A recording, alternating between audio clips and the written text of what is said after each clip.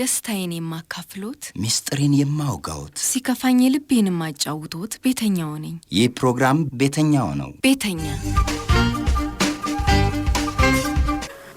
ተጠቀመ ከዛ አንደኛው በፉጨት ነው የጠራው ከዛ ያኛው ከተጠቀመ በኋላ ያኛው በፉጨት ብቻ ነው የሚጠራሩት እኔ እየጮኩኝ ምንም ነገር በጥፊም እየመቱኝ ነው ሶስተኛው ላይ አሳዝኘውን አላቅም አንዴ እንትን ካለ በኋላ ብድግ ብሎ ተነስቶ ወጣ ካም በኋላ ለጣም ብዬ ግን አስቤ ነበር ምን ባላለው ምንስ አደርጋለሁ ትከት ምናምን ምግብ ምናምን ያስጠላኝ መጣ ሂጂ ተመረመርኩ አኪም ቤት ስመረመር የሁለት ወር ነው እርጉዝ ነሽ ተባልኩኝ በቃ ብሶት ነው ተሰማኝ ምንም አላልኩ አለቀስኩኝ ማመጣው ፋይዳም የለም ምንም ባረግ ምንም ነገር ማመጣው ነገር የለም እርግዝና እንዳወኩኝ አሮጊት ናቸው እዚሁ አካባቢ ናቸው መድኃኒት ምናምን ለሆድ ቁርጠት ምናምን ባህላዊ ምናምን ነገር እንትን ስለሚሉ ስለማውቃቸው በቃ ይሄን ነገር አያጡም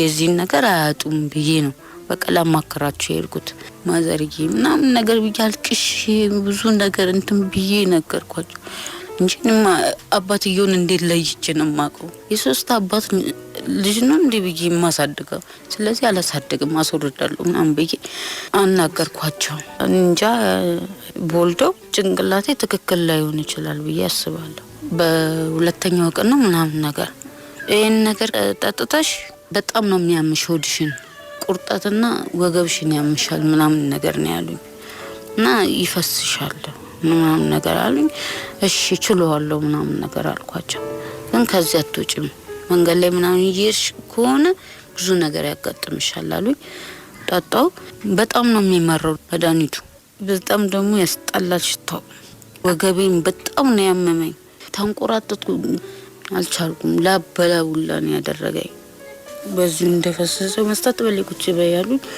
መስጠት በልኩት አልኩ በጣም ነው የሚፈሰኝ አልቆምም ማለኝ በቃ ወደ ሐኪም ቤት ሄድኩ ሐኪም ቤት ሄጄ ምናምን ነገር ነው በቃ እንዲቆምልኝ ያደረጉልኝ መድኃኒት ሰጡኝና ድኜ ምናምን ነገር ወጣሁ ሱነቴ ፊቴ ሁላ እግር ተጠብሎ ነበር ደሜ በጣም አልቆም ብሎ ማለት ሱነቴ ራሱ ያስታውቃል ሆስፒታል አልሄድኩም አልመጣልኝም ጭራሽ እንደሱ አላወኩም ባቅኖሮማ ቀጥታ ነበር የምሄደው ግን ጭንቅላቴ ላይ አልመጣልኝም አላወኩኝም ቀጥታ ነው በቃ አሮጊቷ ጋር ነው የሄድኩት ጤና ይስጥልኝ የተከበራችሁ አድማጮቻችን እንደምን አላችሁ እንደምን ሰነበታችሁ በተለመደው በቤተኛ ሰዓት አብረን ልንቆይ የተለያዩ ቁም ነገር ያላችሁን ዝግጅቶች ይዘን ቀርበናል ፕሮግራሙ አዘጋጅ ሶስና ተስፋዬ ነኝ ሐሳብ አስተያየቶቻችሁን እየሰጣችሁን ፕሮግራሞቻችንን እያደመጣችሁ አብረን እንድንቆይ በአክብሮት ጋብዛለሁ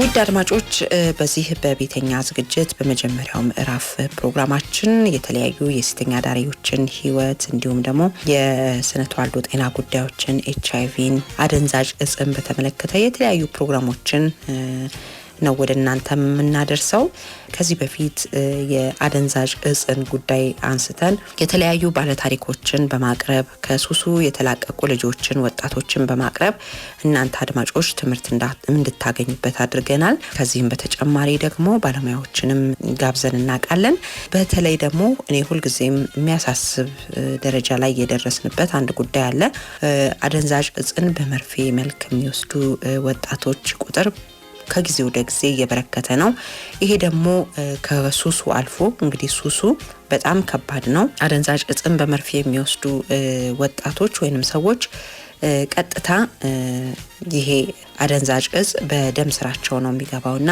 ከፍተኛ የአካልም የአእምሮም መለወጥ ያጋጥማቸዋል በጣም ይፈዛሉ ምንም የሚያውቁት ነገር አይኖርም ከቀልባቸው አይሆኑም በጣም ይፈዛሉ ብዙ ነገር ውስጥ ያስገባቸዋልና ከዚህ በተጨማሪ ደግሞ በመርፌ መልክ የሚሰጠውን አደንዛዥ እጽ እንግዲህ ወንጀል ነው ወጣቶች በአንድ ቦታ ላይ ተሰብስበው ነው የሚያደርጉት ይሄንን መርፌ 5-6 ከዛ በላይ ሆነው አንዷን መርፌ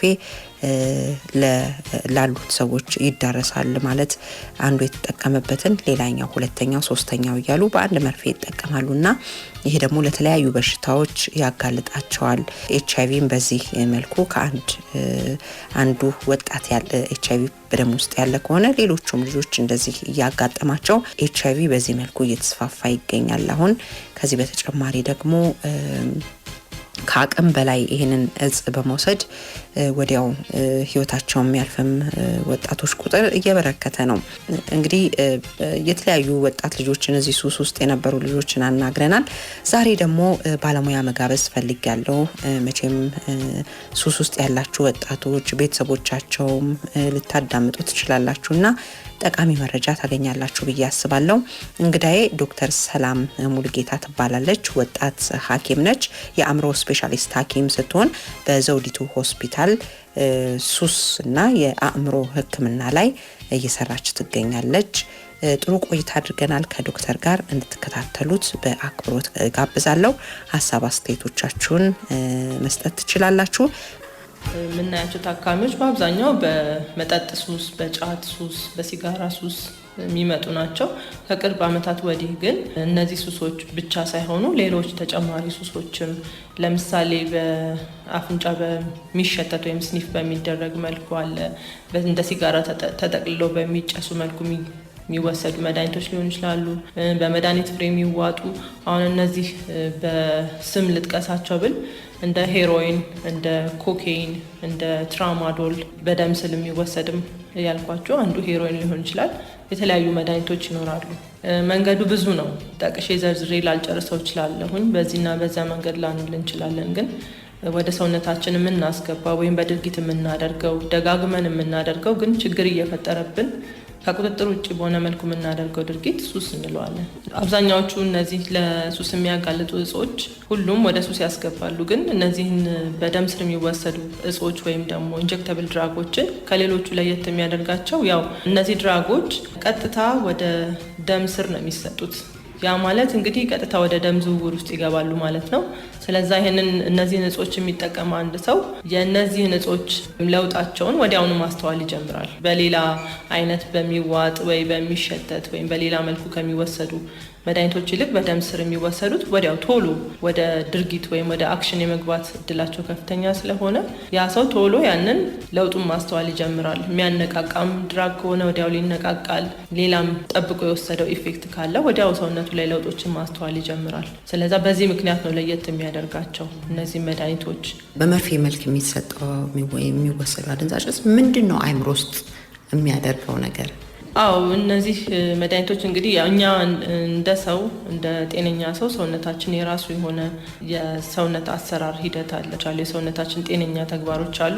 እነዛን ተግባሮች አርቲፊሻል በሆነ መልኩ የተሻለ ለውጥ ለማምጣት ነው እነዚህ ሰዎች የሚጠቀሙት። ለምሳሌ ድብርት ውስጥ የሚገቡ ከሆነ የተሻለ ከፍ ያለ ደስታ ውስጥ እንዲከታቸው ከእውነታው በተለየ መልኩ ወይም ባፈነገጠ መልኩ ከፍተኛ የሆነ ደስታ ውስጥ እንዲከታቸው፣ ከፍተኛ በሆነ መልኩ እንዲያነቃቃቸው፣ የተለየ ደስታ ከእውነታው ዓለም ነው አሁንም የምልሽ በተለየ መልኩ በእውነታው ዓለም ያልተፈጠሩ ነገሮችን እንደተፈጠሩ አድርገው እንዲያስቡ እውነታውን ዓለም እንዳያስቡትና በዛ በእውነታው ዓለማቸው የሚሰሟቸው ጥሩ ያልሆኑ ስሜቶች ካሉ ከነዛ ጥሩ ያልሆኑ ስሜቶች እንዲያወጧቸው ነው የሚጠቀመው። እስቲ ችግሮቹን እንመልከት ዶክተር። አንድ በዚህ ሱስ ውስጥ የሚገኝ ሰው ወይንም ወጣት ምን አይነት የአእምሮ የጤና ችግሮችን ሊያጋጥሙት ይችላሉ? የሚከሰቱት የአካላዊና የስነ ልቦና ለውጦች መካከል የተወሰኑትን ለመጥቀስ ያህል እነዚህ ድራጎች ወይም እጾች ቀጥታ ወደ ደም ስር ነው የሚሄዱት። ስለዛ ወደ ደም ዝውውራችን ቀጥታ በሚገቡበት ጊዜ ወዲያው ኢፌክታቸውን ማስተዋል እንጀምራለን። ያ ማለት ቶሎ መነቃቃት ከሆነ ወደ ማነቃቃት ውስጥ ይከቱናል፣ ከእውነታው ዓለም ያወጡናል። ስለዛ ወዲያውን ወደ ደም ስራችን ወደ ደም ዝውውራችን የገቡትን ያህል ደግሞ ቶሎ ነው የሚወጡት ከሰውነታችን ውስጥ። ስለዛ ቶሎ እንድንጠቀመው ወይም ይሄ የሚጠቀመው ሰው ቶሎ እንዲጠቀመው ይገፋፉታል ማለት ነው። አንዴም ቢሆን አንድ ሰው እነዚህ በደም የሚወሰዱ እጾች ከተጠቀመ በኋላ ወደ ሱስ ውስጥ ደጋግሞ ወደ መጠቀም ውስጥ የመግባት እድሉ በጣም በከፍተኛ እጥፍ ነው የሚጨምረው። ስለዚህ እነዚህ ሰዎች ይህንን ደጋግመው ሲጠቀሙ እነዚህ እጾች ለምሳሌ በሚወጉበት ጊዜ ሰውነቶቻቸው ላይ ኢንፌክሽን ለተለያዩ ኢንፌክሽኖች ሊጋለጡ ይችላሉ። የሚወጉበት ቦታ ደግሞ ያው እነዚህ እውቀቱ በደንብ ላይኖራቸው ይችላልና የቱጋ መርፌ መወጋት እንዳለበት ያው መድኃኒት ለመስጠት የሚሆን ለሌላ መልካም ለሆነም ነገር ወይም ለሕክምናም የምንሰጥባቸውን ቦታዎች ላያውቋቸው ይችላሉ። ተሳስተው ማይሆን ቦታ ላይ ሊወጉ ይችላሉ። ያ ደግሞ እስከ ሞት ድረስ ሊያደርሳቸው ይችላል። ከዛ ደግሞ ሲጠቀሙ በጋራ ነው የሚጠቀሙት። አብዛኛውን ጊዜ አንዱ የተጠቀመበትን መርፌ ሌላኛው ሊጠቀምበት ይችላል። ያ ደግሞ በደም ሊተላለፉ ወደሚችሉ በሽታዎች ያጋልጣቸዋል ማለት ነው። ልክ እንደ HIV፣ የጉበት ቫይረሶች እንደ ሄፓታይተስ B እና C ወይም ሌሎች ህመሞች ሊጋለጡ ይችላሉ። ከዛ በተጨማሪ እነዚህን እጾች ከወሰዱ በኋላ ደግሞ አእምሯቸው በተረጋጋ መልኩ ስለማያስብ ስለማያገናዝቡ በአካባቢያቸው ላይ የሚወስኑት ውሳኔ ትክክለኛ ላይሆን ይችላል። ያለ መከላከያ ወይም ልቅ የሆነ የግብረ ስጋ ግንኙነት ውስጥ ሊገቡ ይችላሉ። ያ ደግሞ እንደገና ለተለያዩ የአባላዘር በሽታዎች ሊያጋልጣቸውም ይችላል። ችግሩ በጣም ሰፊ ነው የሚሆነው። ዝም ብሎ የሚያሳስቅ ደስታዎች ምናምን በቃ የምታለሚያቸው ህልሞች ተሳክተው ሙሉ ሆነሽ ብዙ ነገሮችን አግኝተሽ የለም እኮ ግን በቃ ያንተም ያ ነው የሚሰማው። ያንን ስሜት ድጋሚ ማግኘት ፈለኩኝ። ምክንያቱም ለምንድነው እንደዛ የሆንኩበት ዛሬስ እንደዛ አይነት ነገር ሆናለሁ የሚል ነው። ግን በቃ ቀስ በቀስ ዴይሊ ሆነ ያ ነገር ማለት ነው። ማታ ማታ ላይ ናይት ክለብ እንሄዳለን፣ ቀን ላይ ደግሞ ጫት እንቅማለን። ይሄ ጋንጃ ምናምን ሺሻ ማለ የሚጨስበት የልጁ የተከራዩ ነበር እና እሱ ክላስ ውስጥ ብዙ ነን ነው የምናድረው። ብዙ ነገር እናደርጋለን። ልቅ የሆነ የግብረ ስጋ ግንኙነት ይዳረጋል። ብዙ ነገር በቃ የምናውቀው ታሪክ የለም። የኔ የምለው ጓደኛ የለኝም። ብዙ ነጮች መጥተው ነበር። አንድ ያሱሳ እኔ እዛ ዩኒቨርሲቲ በነበርኩበት ታይም ማለት ነው እና ከሱድን የመጣ ሆቴል ነበር ያረፈው። እዛ እሄዳለሁኝ በር ምናምን ይሰጠኛል። ብዙ ነገር ልብስ ምናምን ብዙ ነገሮችን ያደርግልኝ ነበር እና ከእሱ ጋር እንደ ጓደኛ ቀጥዬ ነበር። መጨረሻ ላይ ሄደ። ከራሴ ክላስ ውስጥ የሚማሩ 2 ልጆች አሉ። እንደገና ደግሞ ከነጩ ጋር 3 ወደ 4 5 6 ልጆች ጋር እንደዛ አይነት ነገር አደርግ ነበረ። ሌላ የፍቅር ጓደኛ ጋር ማይወን ግብረ ስጋ ግንኙነት በቃ ዝም ብሎ ያለ ምንም ነገር እርግዝና ድጋሚ መጣ። ቼክአፕ አለ የመጀመሪያ ጊዜ እዛ ላይ HIV የምትነግረኝን ነው እንደዚህ ነው ምናምን እንደዚህ ተፈጥሮ ምናምን ብላ መጀመሪያ ብዙ ምክር መከረችኝ። በቃ ሽለፊውና ወደ ጉዳዩ ንገሪኝ። በቃ ጊዜም አልሰጭም እንደዛ አይነት ሱሰኛ ጊዜ ራሱ አይኖርሽም። እንደዚህ ቁጭ ብዬ ነው አሁን እሱ ቢኖርብኝ አላወራሽም። መጠቆሽ እንትልሽ ነብይ ስትጭሽ ይጫለው ያ ነው እና በቃ እሺ ጨርሽው በቃ እንትን የምትይው እኔ ምን ሆናለሁ በቃ ካላለ ነው ምናምን ነገር እዚህ መጨረሻ ጊዜ አለ ካለች በኋላ HIV እንደዚህ ነው ያስቆጥ። በቃ ስንት ሰው ተረባርቦ ማለት ነው ራስሽን ያለብሽ እኔ ነው አለብሽ የምትይኝ እንደዚህ እና ለቆኛል እንጂ ያስፈልገኝ አይነት ነገር ላይ ነውና እዛ ኤሌክትሪክ ነበረ ከሱ ጋር ካረገዝኩት ጋር ነው የምኖረው ይዛን ሰዓት የነበረውና ገባውኝና የአምፖሉ ገመድ የለም እንደዚህ እሱ አምፖሉን አርግፌ እሱን እንትን ስል አጋጣሚ አይቶኛልና ቆጣሪ ነው ያጠፋብኝ። በጣም የሚያስጠላ ስሜት ነው የተሰማኝ። በቃ ራስሽን አጥፊ በቃ አንቺ ምንም አትጠቅሚም እዚህ ምድር ላይ በቃ ህይወትሽ እንደዚህ ነው በቃ አጥፊ ራስሽን የሚል ስሜት ሁሉ ነው የሚሰማኝ የነበረው። ከጤናም አልፎ እንግዲህ ማህበራዊ ችግሮችን ሁሉ ያስከትላል። ለምሳሌ የአምጣ የሚለው ሱስ ውስጥ የከተተው ስሜት ማንኛውንም መጥፎ ድርጊት ሁሉ ወንጀል ውስጥ ሁሉ የሚገቡበት ሁኔታ ይኖራል ይመስለኛልና እንደዚህ አይነት ነገሮች ያጋጥማሉ። ለሕክምና የሚመጡ ልጆች ያው ታሪካቸውንም ስለምትሰሚ እንደዚህ አይነት ነገሮች ውስጥ ይገባሉ ይመስለኛል። አዎ እነዚህ እጾች ከፍተኛ በሆነ መልኩ ወደ ጥገኝነት ስለሚያመሩ ደጋግሞ መውሰድም ስለሚጠይቁ በዛ ላይ አብዛኛዎቹ ደግሞ ህጋዊ ባልሆነ መንገድም ስለሚመጡ ዋጋቸውም ከፍ ያለ ነው የሚሆነው። እነዚህን ሱሶች አግኝቶ ለመጠቀም ገዝቶ ለመጠቀም ደግሞ ከፍተኛ የሆነ ገንዘብ ያስፈልጋል። ያንን ሱሳቸውን ለማርካት የተለያዩ ወንጀሎች ውስጥ ሊገቡ ይችላሉ። ወንጀል ውስጥ የሚገቡት እንግዲህ ለዚህ ሱሳቸው የሚሆን እጹን ለመግዛት ከዚህም ተጨማሪ ደግሞ በሱሱ ምክንያት የሚመጡ ሌሎች የስነ ልቦና ጫናዎች አሉ። ለምሳሌ የአእምሮ ህመም ተያይዞ ሊመጣ ይችላል። የጭንቀት ህመም፣ የድብርት ህመም፣ ሌላም ከሱስ ጋር ተያይዘው የሚመጡ የስነ አእምሮ ችግሮች ውስጥ ሊገቡ ይችላሉ። እነዚህን ሱሶች ደግሞ ለረጅም ጊዜ መጠቀም የማስታወስ ችሎታ ላይ፣ ውሳኔ አሰጣጥ ላይ እንዲሁም በአጠቃላይ የእውቀት ደረጃችን ላይ ችግር ይፈጥራል። በማህበራዊ ህይወት ላይም የሚፈጥረው ችግር ከፍተኛ የሆነ ችግር ነው። በማህበራዊ ህይወታችን ላይ የሚፈጠረውም ችግር ስለዛ ከአካላዊ የጤና ችግሮች ጀምሮ እስከ ስነ ልቦናዊ የጤና ችግሮች፣ የቆዳና ተያያዥ ኢንፌክሽኖች፣ የደም ስር ጉዳቶች ከዛም አልፎ የጉበትና የኩላሊት ወይም በተጨማሪ ልባችን ላይም ተጽዕኖ ሊያመጡ ይችላሉ። በአብዛኛው ይህንን እጽ የሚጠቀሙ ሰዎች ወጣት እድሜ ላይ ያሉ ናቸው። ስለዚህ በወጣትነት እድሜ ደግሞ መስራት፣ መማር፣ ብዙ ነገሮችን ማድረግና ራሳቸውን ማሻሻል ባለባቸው እድሜ ላይ ወደዚህ ሱስ ይገባሉ። ይህ ሱስ ደግሞ እንዳልኩት በተደጋጋሚ አሁንም እንዲወሰድ የሚገፋፋ አይነት ስለሆነ ያን ያለም ክፍተት አይሰጣቸውም ሌላ ስራ እንዲሰሩ ወይም ህይወታቸውን እንዲያሻሽሉ። በዚህ ዙሪያ ብቻ ተጠምደው እንዲኖሩ ነው የሚያደርጋቸው። ስለዛ አብዛኛው ወጣት በዚህ ሱስ ውስጥ ከገባ እንግዲህ እንደ ሀገርም ከፍተኛ የሆነ አሳሳቢ ችግር መሆኑን ያሳያል። አንድ ጊዜ ሞክሮ ማቆም የሚችል ሰው ሊኖር ይችላል፣ ግን በጣም ከባድ ነው። ለምሳሌ እንደ ሄሮይን፣ ኮኬን ያሉ አደንዛዥ እጾች አንዴ ከተጠቀምናቸው ደግመን የመጠቀም እድላችን በጣም ከፍተኛ ነው። አንደኛው ያው ያንን እጽ ሲጠቀሙ ደጋግመው እንዲጠቀሙ የሚያደርጋቸው እንግዲህ አብዛኛውን ጊዜ ሰዎች በአካባቢያቸው ያለ የሚያስጨንቃቸው ስትረስ ሊሆኑበት ነገር ሲኖር ነው የሚጠቀሙት። ከዛ ነገር ሲያወጣቸው እንደ መልካም ነገር አድርገው ደጋግመው ይጠቀሙታል። ሁለተኛው ደግሞ እነዚህ እጾች በአብዛኛው ዶፓሚን የሚባል የነርቭ አስተላላፊ ኬሚካል አለ ጭንቅላታችን ውስጥ። የእሱን መጠን በከፍተኛ መጠን ይጨምራሉ። ይህ ዶፓሚን የምንለው ኬሚካል ደግሞ የሆነን ነገር ደጋግመን እንድናደርግ የሚገፋፋን ኬሚካል ነው። ስለዚህ ያንን መጠን ሲጨምሩት ያንን ነገር ደጋግመን እንድናደርግ ይገፋፋናል። ስለዚህ ደጋግመን ወደዛ ነገር የመግባት እድላቸው ይጨምራል። ይህንን መርፌ በቀን አንዴ ሁለቴ የሚወስዱ ልጆች አሉ። በጣም ብዙ ደግሞ የሚወስዱ አሉ እና እስከ ምን ያህል አጋጥሞሽ ያውቃል? በዚሁም ስለ ኦቨርዶዝ የሚባለው ነገር ብንመለከት ወጣት ልጆች ከመጠን በላይ በመውሰድም ህይወታቸው የሚያልፍ ልጆች አሉና ብዙዎቹ ያው መድኃኒቱም እጹም በደም ስር የሚወሰደው ደጋግሞ እንዲወሰድ ስለሚገፋፋ በየ1 ሰዓቱ በየ2 ሰዓቱ ይወጋሉ። በቀን በጣም ብዙ ጊዜ 12 ጊዜም ከዛም በላይ የሚጠቀሙ ታካሚዎች ይኖራሉ። በሚዋጥ መልኩ ለምሳሌ አሁን ትራማዶልን 7 ስትሪፕ በላይ የሚወስድ ሰው አጋጥሞኝ ያውቃል። ማለት አንዱ ስትሪፕ 7 ፍሬ ነው የሚይዘው።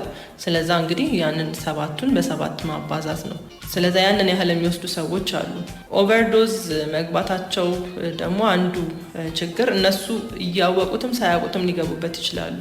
ኦቨርዶዝ ማለት አንድን ድራግ ከፍተኛ በሆነ መጠን መጠቀም ማለት ነው። አያመዛዝኑም። በተለይ አምጣምጣ የሚላቸው ክሬቪንጉ ሲኖር ነገሮችን ማመዛዘን እድላቸው በጣም ዝቅተኛ ነው። ያገኙትን ጓደኛቸው የተወጋበትን መርፌ አንስተው መወጋት መቋቋም ስለማይችሉ ያንን አምሮቱን የሚጠቀሙበትን መጠን ያንን ያህል አስተውለው ለክተው ላይ ይጠቀሙት ይችላሉ። ስለዛ ከፍተኛ የሆነ መጠን ይጠቀማሉ። ያ መጠን ደግሞ ወደ ድንገተኛ ራስን ወደ መሳት እስከ ሞትም ድረስ ሊያደርስ ይችላል። ማትረሻቸው ልጆች ወጣቶች ይኖራሉ። መቼም የታካሚን ታሪክ እዚህ ላይ ከሌ እንደዚህ እያለን አንናገርም፣ ግን ታሪካቸውን ብቻ ብዙ ይኖራሉ። አሁን ወደ አእምሮ የመጣ አንድ ልጅ ግን ያው በመርፌ የሚወሰደው መድኃኒት ሳይሆን በዱቄት መልክ በዱቄት ፈጭተው የሚወስዱትን አይነት መድኃኒት ነው። እሱን ድራግ ወይም አደንዛዥ እጽ እሱ የወሰደው በኬክ መልክ ነው። ብዙ ሰው አያውቀውም። ጓደኞቹ ቤት ነው። እንደ አጋጣሚ ቤተሰቦቻቸው ቤት ውስጥ አልነበሩም።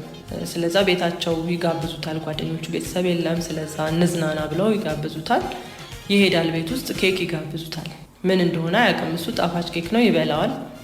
ከዛ በተደጋጋሚ ቤተሰቦቻቸው ለረጅም ጊዜ ስላልነበሩ እየደጋገመ ይሄዳል። እነሱም ይጋብዙታል።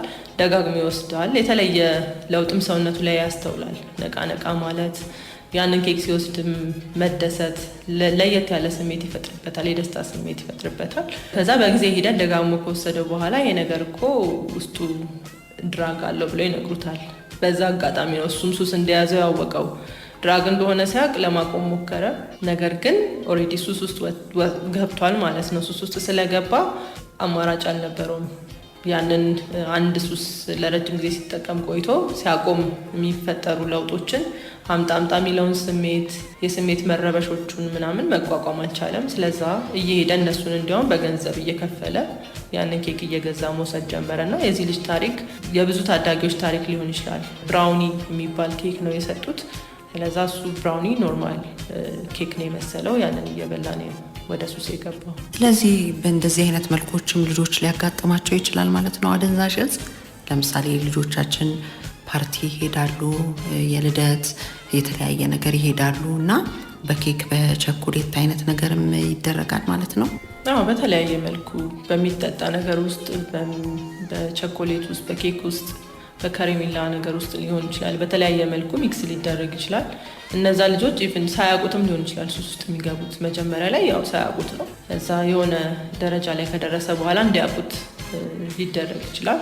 ግን ያው ሱስ ውስጥ ይገባሉ በአንድም ይሁን በሌላ መልኩ። እኔ ያው የግል ትምህርት ቤት ነው የተማርኩት ስማር እና የጀመርኩትም ሱስ 7ኛ ክፍል ሆኜ ነው የጀመርኩት። ማሪዋና ምናምን መጠቀም ማለት ነው። ከዛ እያልኩ ስመጣ ወደ 12ኛ ክፍል ምናምን ስደርስ ሌላ ፒሎችን ምናምን የሚዋጡ ኪኒኖችን ለመድኩኝ። 7 እንዴት ጀመርክ? ከምልት ገና ቲኔጀር 13 14 ቢሆነን ማለት የሚጠቀሙ ልጆች ነበሩ በዛ ሰዓት ግቢ ውስጥ ከኛ ከፍ የሚሉ ልጆች ማለት ነው። በእነሱ ምናምን ነገር ባላቸው ባህሪና ስናያቸው ውጪ ላይ ክላስ ቀጥተው ምናምን ሲያደርጉ ልሞክረው በሚል ሞከር ነው። ዊድ ነው በጊዜ የጀመርኩት። እንግዲህ በጣም በትንሽነትህ ነው የጀመርከው። ምንድን ነበር ስሜቱ? እኔ በዛ ሰዓት ደስታ ነበር የሰጠኝ እና ብዙ ሰዓት በጣም በቃ እንደ ልምድ አድርጌው በጣም ብዙ መጠቀም ጀመርኩ ማለት ነው። ከዛ በኋላ ግን ወደ 12ኛ ክፍል ምናምን ስደርስ ፒሎችንም ምናምን ጀመርኩ። ከሪሃብ ከወጣሁ በኋላ ሪሃብም ገብቼ ነበር። ሌላ ኬሚካል ነገሮች ደግሞ ትፈልጊያለሽ፣ ሲጋራ። ከዛ እኛ ወደ አልኮል ምናምን ፓርቲ የምንጨፍር ነበር። ዴይ ፓርቲዎች አሁን ላይ የለም ዴይ ፓርቲ። በዛ ሰዓት ግን ዴይ ፓሪ ምናምን ነበር ቦሌ አካባቢ። በቃ እነዚህ ነገሮች ከተጠቀምሽ በኋላ አብረሽ ከብዙ ሰው ጋር አብረሽ ፈን ነው የምታረጊው እስካለ ድረስ። ስታጩ ደግሞ ያንን ነገር የምትፈልጊው ከሆነ ወይ ያ ቦታ የሚናፍቅሽ ከሆነ በዛው ልክ ድብርቱ ምናምን ይመጣል። ወደዛ ሂድ ምናምን። ያዛኔ ገንዘብ ፋይናንሻሊም ራስሽን ትታይዋለሽ። ያለሽን በቶሎ አጥፍተሽ ስለሆነ የምትገቢው ዛሬ ያስሽውን ገንዘብ ለነገ ብለሽ ላትይዙ ትችያለሽ እና ማጣት በሚኖር ሰዓት ያኔ ዲፕሬሽን ይኖራል። እኔ አሁን በቃ በዛ ሰዓት ዲፕሬስድ ሲያደርገኝ እኔ ትላንት ያሳለፍኩበት ቦታ መሄድ ነው የሚያምረኝ ስልሽ። ትምህርት ቤቶች ላይ ብዙ ቁጥጥር አይደረግም ይሄ ነገር። እኛ በጊዜም የጀመርንበት ምክንያት እኔ እንደውም የዛ ሰዓት ዊድ እንደውም ቀላል ነገር ነው በእኔ። አሁን 7ኛ ክፍል ላይ ብትሄጂ ኤጭስ ምናምን ሳይሆን ፒል ነው በጣም የሚወሰደው አሁን ተማሪዎች እና ትምህርት ቤቶች ላይም ብዙ ጊዜ አንዳንድ ትምህርት ቤቶች ላይ ቁጥጥር አይደረግም። በጊዜ የመጀመር ሁኔታ አለ ተማሪዎች። ከዛ በኋላስ እንዴት ወዴት አደገ? እንዴት ቀጠለ? ንገረኝ። ከዛ በኋላ 12ኛ ክፍል ከመድረሴ በፊት ሪሃብ ገባው። እንግዲህ 12 ሰዓት ደርስ ነው ሪሃብ የገባው ነው። ምን ተፈጥሮ ነው ሪሃብ የገባው? ይሄ ሱሱ ምን ላይ ያደረሰ? ከባድ ነበር። ከቤተሰብ ትንሽ አጋጨኝ ምናምን ነገር። በቃ ራስህን ምናምን የተቆጣጠርክ አይደለም ምናምን ነገር ሕክምና ያስፈልጋል ምናምን ብለው ተጨቃጨቁኝ ምናምን ነገር። እነሱ ያወቁብኝ ቶሎ ብለው በርዊዱን ነበር እና ፌዴራል ምናምን በፌዴራል ይዘውኝ ሄዱ። ገባው ምናምን ከሪሃብ ወጥቼ ካምፓስ ውጤት መጣልኝ እና ካምፓስ ላይ ግን አልቻልኩም። እዛም በቃ ሲሄድ በሌሎች ሱሶችን ተጨማሪ ጫትም ምናምን በጣም ሱስ ውስጥ ገባውና ትቼ መጣሁ አቋርጬ። የት ነበርክ? አምቦ ዩኒቨርሲቲ። የካምፓሱ ህይወት እስቲ ንገረኝ። የካምፓስ ህይወት እንደዚህ ሱስ ሊሆንሽ ይከብዳል። በቃ በሰዓቱ ትምህርቴን ለማቋረጥ ነው የወሰንኩት። ሌላም አድቫንቴጅ ተጠቅሜ ለመቀጠል አልሞከርኩም። ወደ አዲስ አበባ መመለስ ነው የፈለኩት። ለምን? እዛ ብዙ ነገሮችን ማግኘት አልቻልኩ እና እኔ የምጠቀማቸው እንትኖች በዙብኝ። ጫት ብዙ አልቀምም ነበር። በጣም ጫት መቃም ኮንዲሽኔ ትምህርቴን እንዳልከታተል አረገኝ። እነኚህ ድራጎቹን መፈለግ ጀመር እና በዛ ምክንያት ትምህርት አቋረጥኩ። ቤተሰብ ያው ለጊዜው ከብዶኝ ምናምን ነበር የመሰላቸው። በመርፌ የሚሰጡ እነሱን አልጀመርክም? ሞክሬያቸዋለሁ እውነት ለመናገር። መቼ ሞከርካቸው? ካምፓስ? አይ ከዛ ከተመለስኩ በኋላ ከፋርማሲ ምናምን ይገኛል አማኑኤል ሆስፒታልም ምናምን የሚያወጡ ሰዎች ነበሩ እና ይገኛል። ኮኬን ይጠቀማሉ፣ አልፎ አልፎ ትራማዶል ይወስዳሉ። አንዴ ሰው አይግባ እንጂ ከገባ እስረኛ ነው የሚሆነው። እንዳየሁት ልምድ እንደጠየቅኩት። አሁን እንዴት ነው የሚያደርግህ? ለምሳሌ ኮኬን ካልወሰድክ፣ እነኝን የሚዋጡ ኪኒኖች ካልወሰድክ ምንድን ነው የሚያደርግህ? ፔን አለው፣ ያልብሻል፣ የሰውነት ቅርጽሽ ይቀየራል። በሆነሽ ትክክለኛ አቋምሽን የሆነ የሚያስጨነቅ ሙድ አለው። ቶሎ ድካም ይሰማሻል። ብዥታ ነው የሚታየን በብዛት እና ያን ነገር ስታረጊው ግን ቶሎ ትረሻዋለሽ። ምን ያህል ጊዜ ትጠቀማለህ አንተ? ወይ ናይት ላይ ምናምን እጠቀማለሁ። ከዚህ ችግር መውጣት ይችላሉ? ምንድን ነው ያለው ህክምና አሁን? ህክምናው እንግዲህ ዘርፈ ብዙ ነው የሚሆነው። የስነ ልቦና ህክምና ይኖራል፣ በመድኃኒት የታገዘ ህክምና ይኖራል። እንዲሁም ደግሞ እነዚህ ሰዎች በሱስ ውስጥ ሲገቡ ከተለያየ የህይወታቸው ክፍሎች ይፈናቀላሉ፣ ከስራቸው፣ ከትምህርታቸው የመሳሰሉትና ኦኩፔሽናል ቴራፒ የሚባል አለ። የተለያዩ ሙያዎችን እንዲለማመዱ ተደርጎ ከዛ ደግሞ ወደ ተግባሮች እንዲገቡ ስራ እንዲይዙ ራሳቸውን ማስተዳደር እንዲችሉ የሚያደርጓቸው የህክምና አይነቶች አሉ። እኛ ሀገራችን ላይ በአሁኑ ሰዓት የስነ ልቦናና የመድኃኒት ህክምናውን እየሰጠን እንገኛለን። ነገር ግን ያው የስነ ልቦና ህክምና በሰፊው የምንሰጠው ነው። የመድኃኒት ህክምና ያለን ሪሶርስ የተወሰነ ነው ያለው። ባለን ሪሶርስም ግን ብዙ ታካሚዎችን አክመን ውጤታማ የሆኑ ለውጦችንም አይተናል። ወጣቶች አሁን ምናልባትም እዚህ ነገር ውስጥ ያሉ ልጆች መውጣት በጣም ይፈልጋሉ። ወድጄ አይደለም እኮ በቃ የሚሉ ልጆች አሉና ተስፋ የሚያስቆርጥ አይደለም ማለት ነው ህክምናው ያለው ነገር። እዚህ ጋር ማን መተባበር መተጋገዝ አለበት። ቤተሰብ ተስፋ ይቆርጣል ብዙ ጊዜ። ሆስፒታሎችን እንደ መቀጣጫ ወይም እንደ መቅጫ ስፍራዎች ነው የሚያዩት ወላጆች።